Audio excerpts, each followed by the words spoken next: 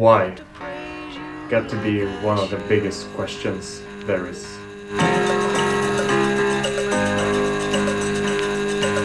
I think I started playing in any other way that someone who get into sport.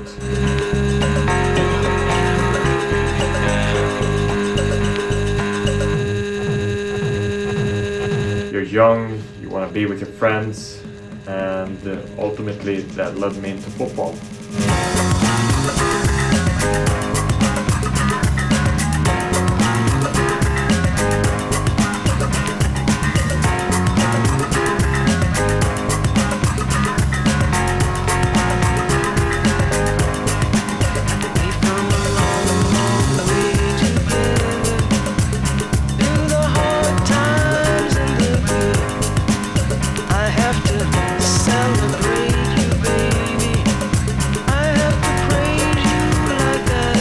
Pretty early on, I will be honest with it, I did not enjoy running, so therefore it was pretty obvious for me to jump into goal. And when the coaches asked who wanna be in goal, I was always the first guy who took my hand up. It's quite funny because I didn't know it or think it at the time, but it turned out my dad used to play in goal when he was young. He only played until he was like 16, 17, but during his playing time, he was actually in goal as well. So if there is some unconscious decision there, I don't know, but being that special guy on the pitch, having a different set of rules, being able to do something that the others couldn't, and using your hands to save a shot, it brought a lot of joy, and it was the thing that stuck with me for multiple years, and it was something that shaped my life. Back then, it was never about wanting to be the best, wanting to be perfect, reaching the highest level. It was all about enjoying football and having fun with your friends. And as you get older, football kind of becomes more important, and you start looking like, okay, can I do something about this? Can I reach the national team? What can happen? And what can I accomplish with this? Off the pitch, I enjoyed playing video games. That was kind of my other side. I enjoyed playing football, but I also liked playing games with my friends on the computer. I think when you're young, you shouldn't have one hobby that defines you. I think you should have multiple things that you can get joy from. And for me, I'll be honest, when I was a kid, I played all the games. It was only me who played really in goal. So I found it not easy per se, but I found it that no one could move me. I always thought that I was one of the best in the area, because my team, we won a lot of tournaments, and we played great. Obviously when you're a kid, you don't really know the level, you just play. I played, so I thought I was the best. And it kind of came as a receipt when the district team called me up for their first sessions. So when they start establishing and looking at young players, I was one of the first 10 keepers they called up. That brought a lot of happiness, but sadly didn't. I trained with them a couple of times, but no games, and it didn't you'd have some players from that district team that then went on to play for the national team, like U15, 16 national team, and then went on to have some good careers. My kind of downside when I was young was that I wasn't that big of a guy. I'm quite tall now, 193, weighs around 83 kilos. But back then I wasn't the biggest guy, and there's this thing in goalkeeping when they look at young players, they want to see the biggest guy because they see that as potential, which I think is quite dumb, because you never know how tall a person will be when they are 14. They got 5-6 years more of growing.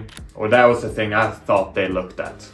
Because I remember being quite short at the time, and that the other keepers they called up were quite tall and big.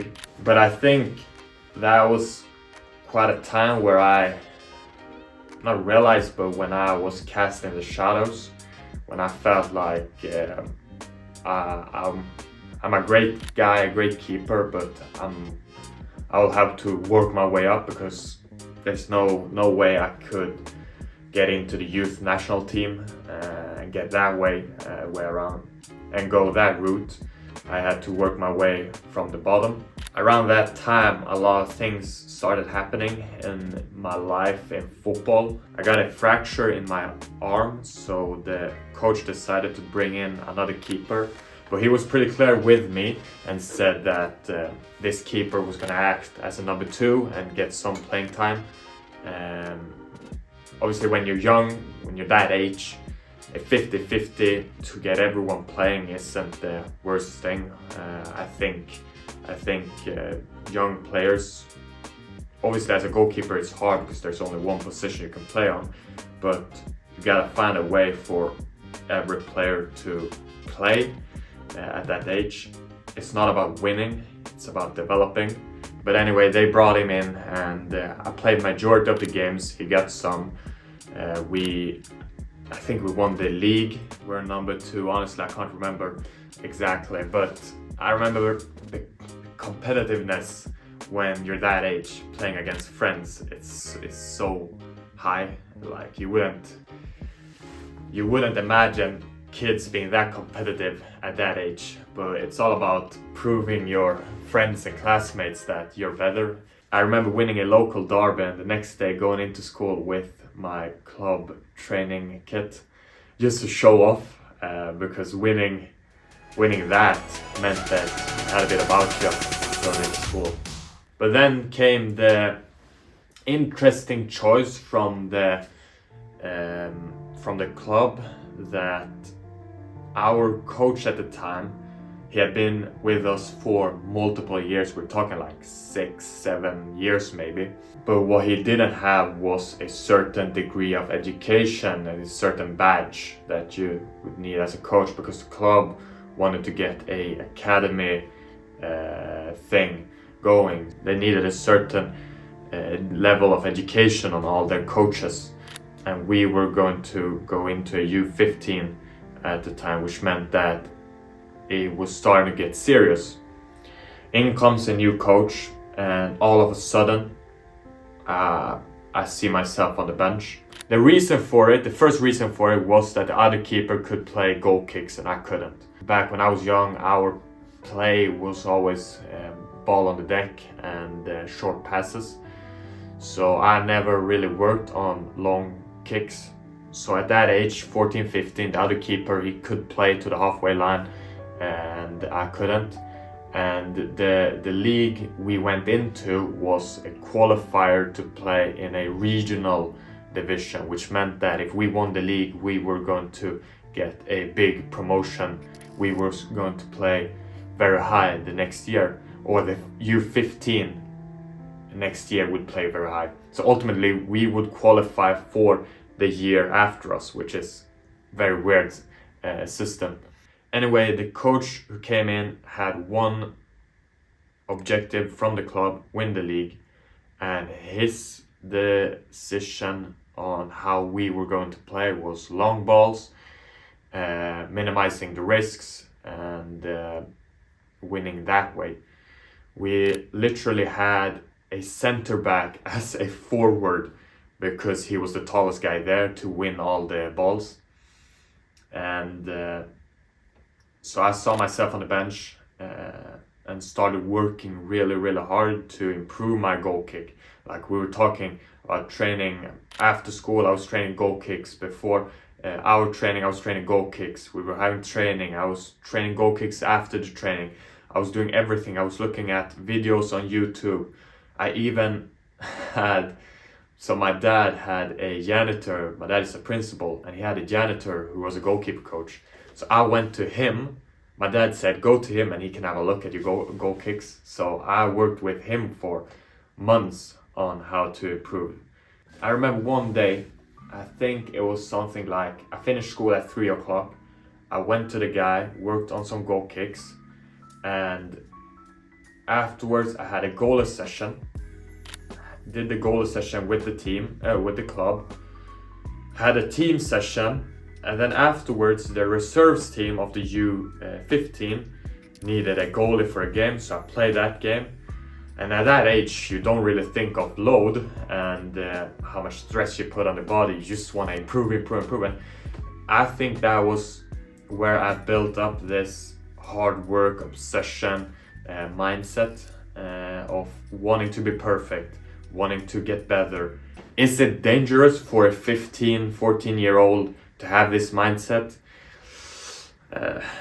Honestly, I don't know. And even the coach, the new coach we had, he used me as an example in front of the others of how hard I worked. So that gave me a bit of motivation to keep going, because now I've set the standards, now I gotta keep it.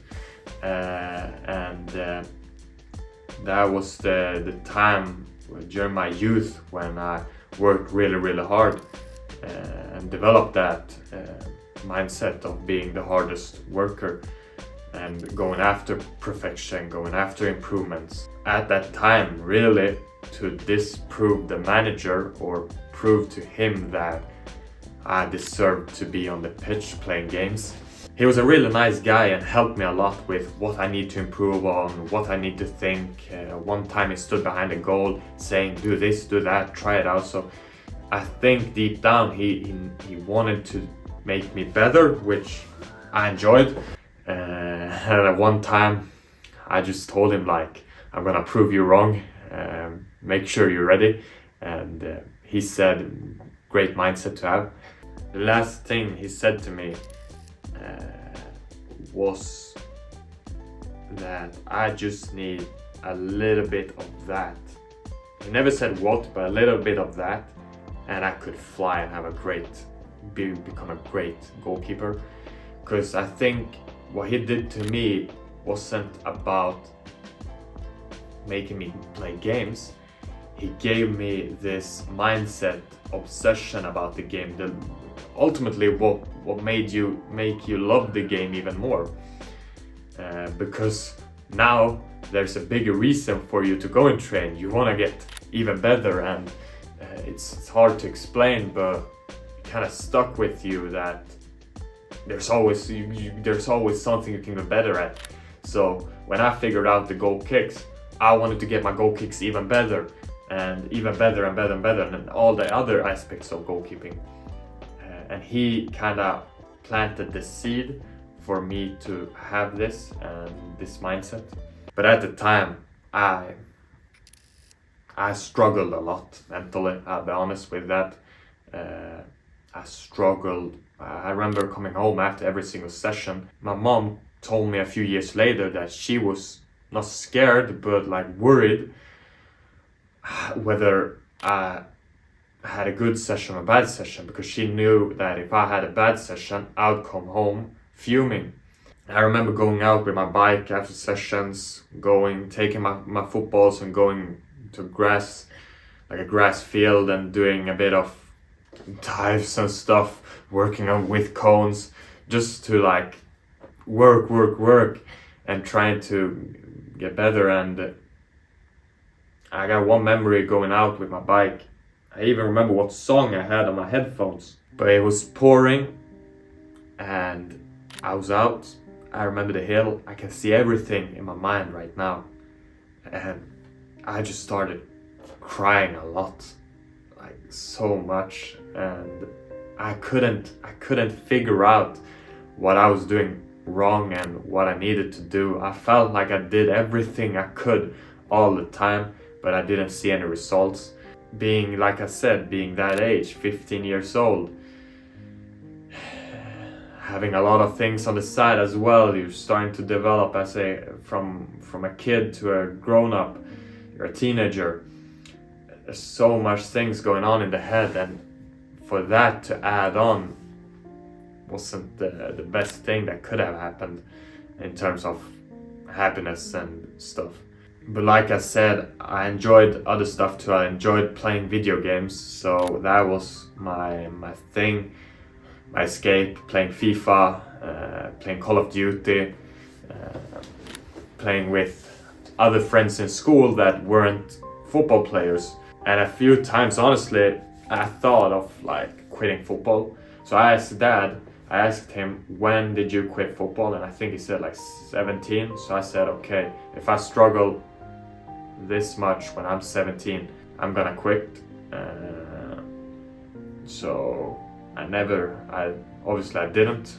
A lot of tears, a lot of like being down, and the reason for it was kind of like I couldn't figure out why and what I should do. And I will say that I had one goalie coach. He was the goalie for the first team. He made sure that I was enjoying football, and he always talked to him, and he always helped me. He's a top guy, and I'm forever grateful for what he did for me when I was that age and going through that. But one thing that is good is that during the time where I didn't play a lot with my team, I got a few games with the reserves team, trained with the U17, which they were 1 and 2 years older than me. I trained against bigger guys, and I think I played 1 or 2 games with them. So like I said, I was never number 1 in my team. I managed to get games with the reserves team. I managed to train with the older players, because I was the goalie that in the club, it was known that I was the one that said yes to everything, every training session. So as soon as someone needed a goalie for anything, they called me, and I just pulled up doing 2-3 sessions in a day. I didn't care. I wanted to improve. I wanted to play. I wanted to get back to my team, and I figured that if I work my ass off, that's how I'll get my number 1 spot back. I think I even trained with a U19, which at that time would be like 4 years older than me. And the difference between a 15-year-old and a 19-year-old, that's quite big. Problem is that when the coach left, I thought this is my chance of redemption. This is where I'll come back. But I didn't. It was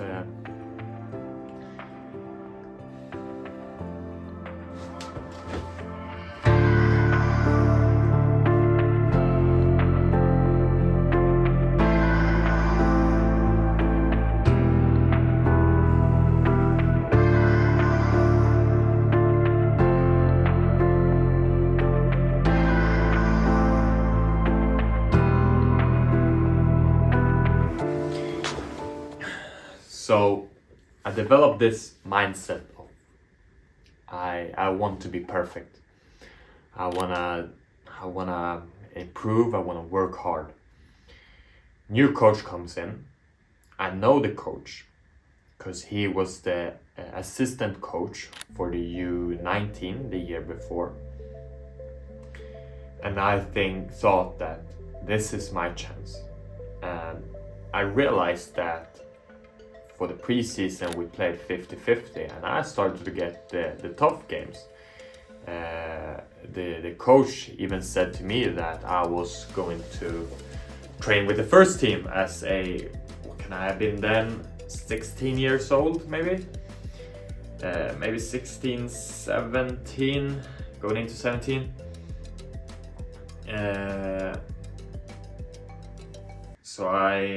But then I remember having one game, made 2 mistakes, ball going through my hands, and then not coming out for a cross, being very close to me, and I crashed into the post. Yeah, that game put a mark on the whole season. So I was back on the bench again, and this time I don't think I played that much with the reserves team because we didn't have one. At that age, players start to fall off the game because they realize that they don't want to do it, they don't have time, they got other stuff to do. School becomes very important, and it's an age where you take a lot of decisions in life. Coach tells me mid-season that the same thing that the other coach said. I'm the hardest worker, and he said, I wish all of my players were like me. He wished that all players were as dedicated and obsessed and wanting to improve as much as I wanted to. I was looking at every single opportunity. I became a sponge. I absorbed everything I could. Same thing there. Did I struggle mentally? Yes. Did I have a tough time? Yes. Did I enjoy playing football? At a degree. I was waiting for kind of big moment to quit. Something deep down I didn't want to. There was so much like, I need to prove them wrong, I need to get back. Something in here said to me, you gotta work hard, you gotta come back. Because you can't finish at the bottom, you gotta get to the top, and then you can leave the game. Disprove them and then leave. I remember like multiple nights, me and my dad used to go to the pitch and train. So many days and nights. Going into U19, we changed coach again. And this time, I wasn't competing to the other goalie in my age. I was competing to the one older than me. Because in Sweden, we go from U17 to U19. So you would have 18-year-olds and 19-year-olds. And I was 18 at the time. So I was competing with the older keeper. He got a first team contract as a number 3. So he trained with the first team and played games with us. And the goalie I was competing for the past 4 years, he decided to quit football to focus on academic stuff. In the first team, the second choice got injured, which meant that the guy that I was competing with, he was third choice in the first team. He needed to sit on the bench for the first team. So all of a sudden, I played more and more and more. Got a chance, and the new manager we got, said to me like, this is your chance, take it. There was like 2-3 games where the older keeper would come down and play because it was seen as the most important games. But at the end of it, I think I played 70% of the games. In the last game, or not the last game, the game for promotion, it was the penultimate game. The other keeper played, but I got subbed on during the last 30 minutes because the coach said, you played majority of the games, you're supposed to stand on the pitch when we win the league. So he subbed me on, we won the league and celebrated like we were champions. That was the year that brought me back to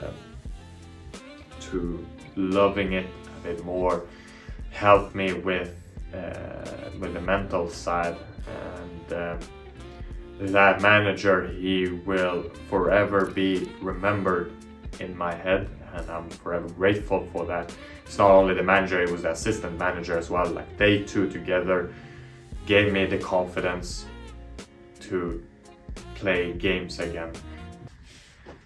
So now coming back, playing more, the question comes to mind, did I ever feel like I proved the old coaches wrong? In a sense, yes.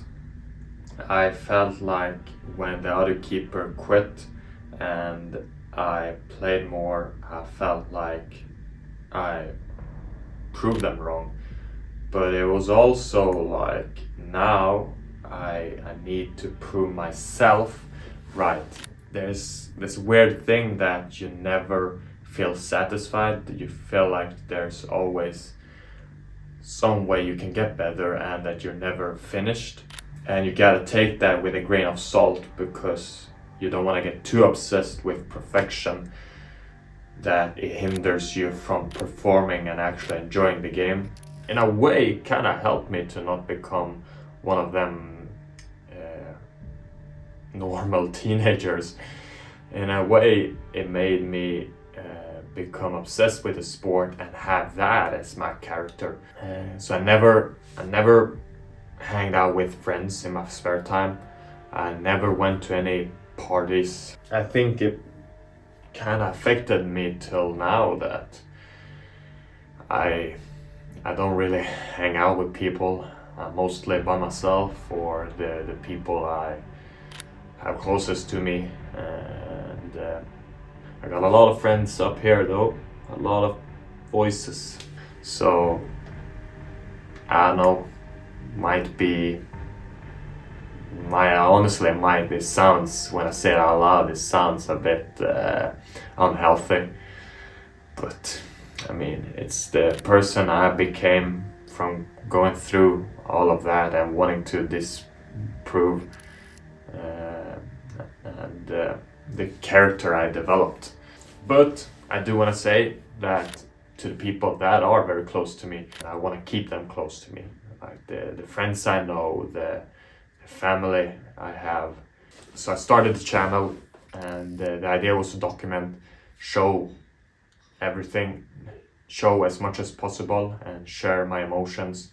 And that was the year that I started playing more, and we went on to win the league. So quite a good start the first year. But I thought that if there was another 12, 13-year-old kid or goalie that went through the things that I went through, I would want to help him. I would want him to look at me and see who I became, and that it will all work out in the end. I want to help everyone I can help. So something quite interesting, a story about my graduation and about my obsession. So we graduate on a Friday, and on the Saturday we got a training session because we got game on Sunday. Friday, my graduation. Graduation here in Sweden is big. Like, when you celebrate it, it's known to be one of the greatest experience of your life. And one of my classmates comes up to me and says, "Isaac, make sure you enjoy this day, because it might be one of the best days you'll have." And my reply to him was, "It might be that for you, but for me, I got so much bigger things coming. I'm gonna have so many better days than the graduation." Graduate, and I have it on a vlog as well. I had a training session the next day, early on. I come into the training session. I have players there being dead and tired because they've been celebrate all night. For me, that's where the obsession part comes in. I have a responsibility for not only myself, but for the team, for the club, for the... Now, we don't have fans, but for the fans as well. I have my responsibility to give myself the best preparation possible. Yes, you're allowed to enjoy yourself and have a good time, especially on a big occasion like a graduation or whatever. But you gotta be smart with what you're doing, because on a Saturday we have a training session. If that training session goes shit, imagine all players having a bad session. How will the game look on Sunday? Saturday comes, and same thing there. I don't want to go out, celebrate anything, because we got a game on Sunday. Funny thing is, my class had a graduation party. I think I'm the only one that didn't show up. I can't say with 100% certainty that that is correct, but I don't even think I got invited. That's the thing. I can't remember being invited to it. Now I might be wrong here.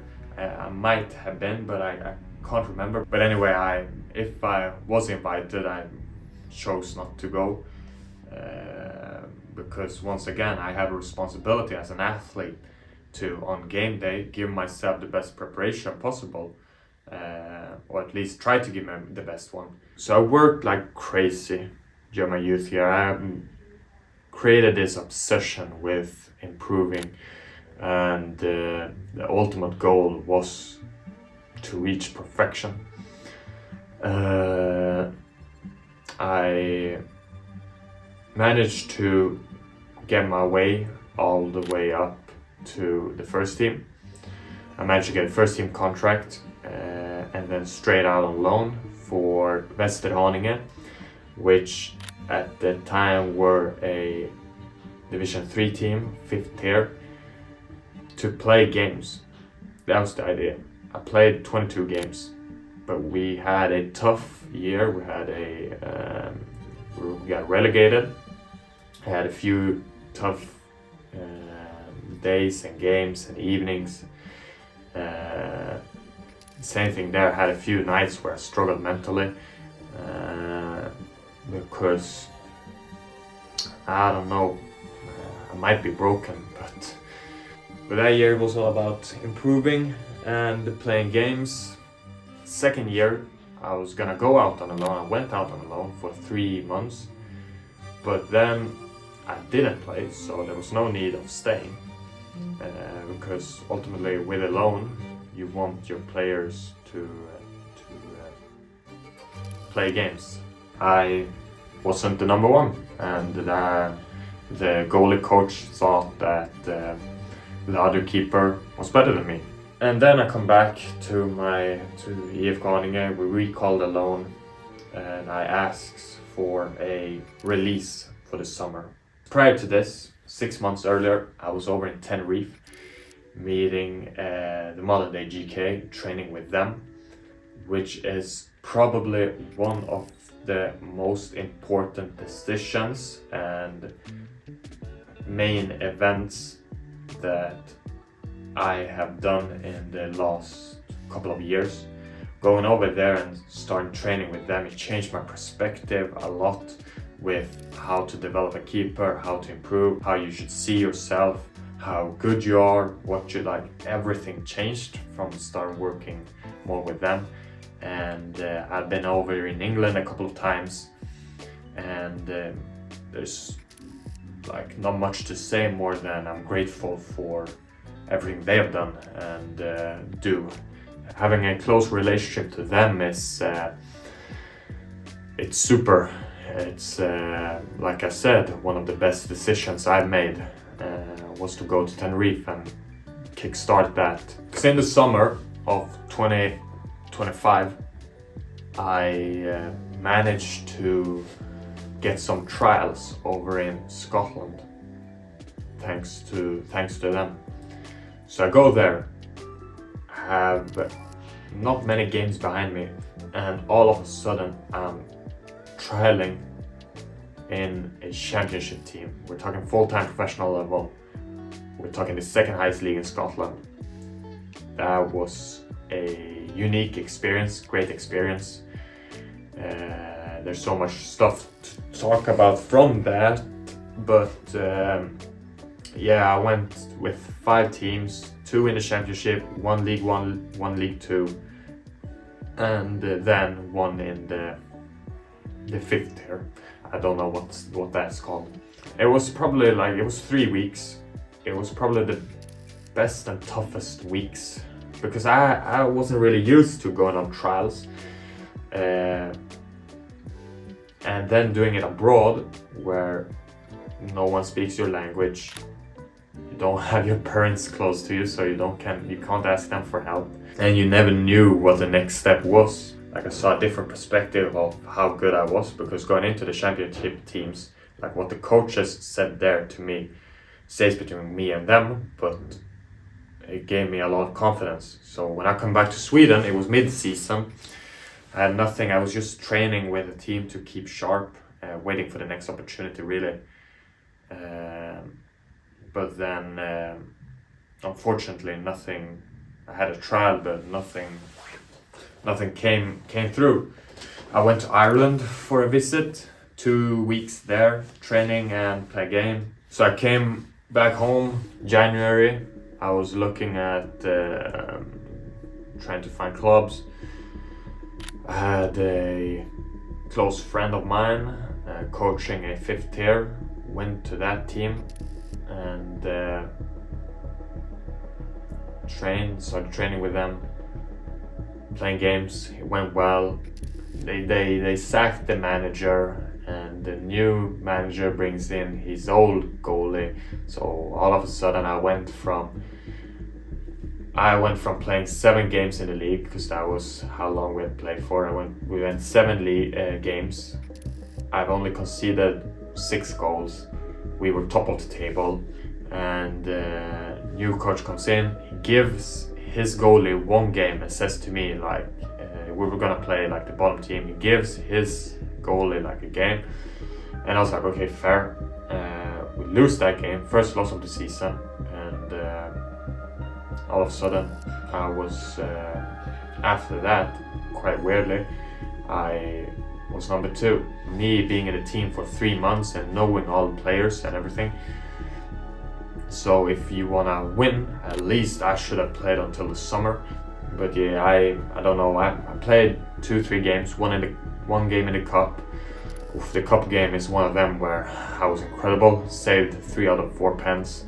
Had a good game, clean sheet, and I thought that was my bounce back, but it wasn't. So in the summer window, I decided that I wanted to get a move. Managed to get a move to the north side of Stockholm, and also a top team going for promotion. And we played well and managed to get to the playoffs, where we won the first round, went to the second round, and then lost in the 117th minute. Oh yeah.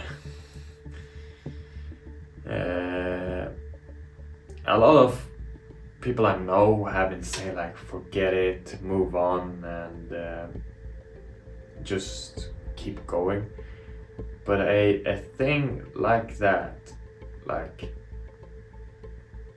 when it goes like that, it's almost as you gotta use it. You gotta take it in, take something like that into you, and then for that to be your motivation to keep going. Like, use the adversity, failures to like I used when I was young, when I wanted to disprove. I took it into heart, and the goal was, I can't stop when I'm here. I gotta work my way back up, and then I can quit. But when you're at the top, you don't want to quit. So my mindset was like, I can't quit at the bottom. I gotta work my way back up. If you're down here, there's only one way, and that's up. But yeah, that game, to finish the season like that, not what we wanted, and not what I wanted. Last year was all about me coming back from being a free agent the year before to play games. It was a lower division. It was the 5th tier, so the idea was to play games, and I got the motivation. What motivated me was winning the league, and for them, both teams that I was in, both in the first part and the second part, was we want to win the league. So being part of a team that wants that is it's a special experience. But it can also end in the way it did, where you fall short. I think that a big part of life is about experience it all. Joy, sadness, happiness, failure, success, and everything.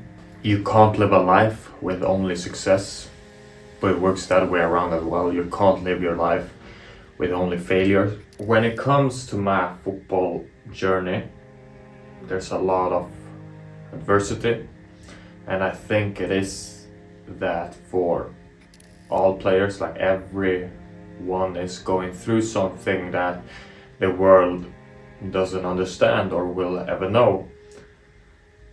With this YouTube channel, My idea was to share my story with the world, inspire people and talk about the voices in my head.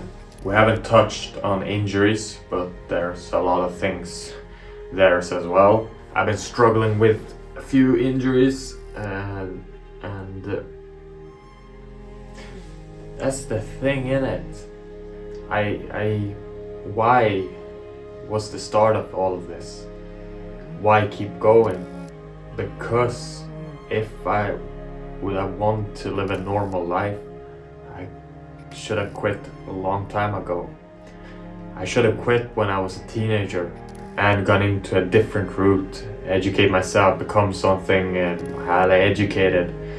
I should have quit when I got big injuries. Like, everything I've gone through is the reason why I keep going, because I think that I must think that I didn't go through them for nothing. That very idea is what's in my head. But the scary part is that at some point you gotta realize that your dream might be... No, I don't want to say it. But at some point you gotta... I'll put it in a different phrase. When do you accept and live a normal life? I don't know. Because at some point you gotta realize you can't. You gotta get a full-time job. You gotta be honest. Like, I can't be 30 still living at home. No, that still thinking, oh, next year I might get my break. That very idea, the questions that I have in my head, is what keeps me up at night. The voices, because everything you've gone through creates voices in the head. It's on one side you got that voice inside me that's chasing perfection, obsessed with the work. On the other, there's this safer option. What's my plan B? What will I do? Maybe I should take another step. And then you have this, I gotta disprove everyone that didn't believe in me. I gotta use all the failure and adversity as motivation. It all brings us back to the why. Why do this? Why keep pushing? Why not quit, be forgotten, and essentially delete all of this? It's because if then we could possibly create one of the best sports stories there is. And the reason for that is because I've showed it live. All we need is gold around my neck.